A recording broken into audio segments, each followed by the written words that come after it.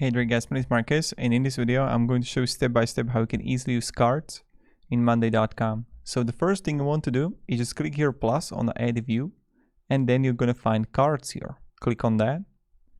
Now here on the cards you can simply see all the cards, and they're like as a tasks.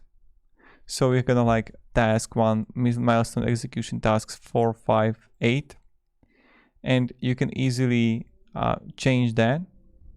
So I can go to settings here and cards owner. Then you can also change the timeline here if you want to have it there, owner status, for every single item or task that you have in cards, effort spent, and like here you can see everything. Now it's a little bit like not easy to see and analyze. For me it's much better to have a main table or Kanban or Gantt or something like that, other than have just like cards. That's my perspective, but this is pretty much it, how you can do it. It's pretty simple, not that hard to do. Definitely my recommendation, check all the views that Monday.com offers. You can have like those cards that visualize your board items by using cards view gallery. You can do that if you want to, of course. So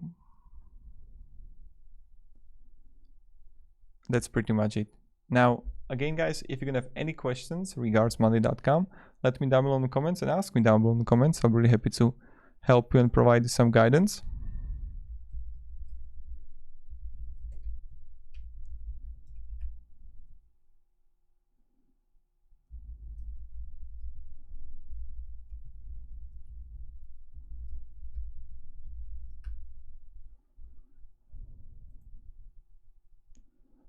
So yeah, it's pretty simple. You just come here, you just choose the cards or cover.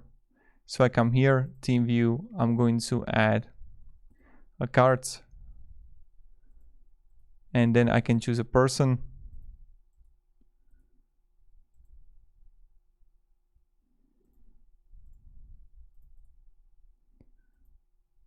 Cards cover, you can create a new column. So thank you very much guys for watching, and have a great day and goodbye. See ya.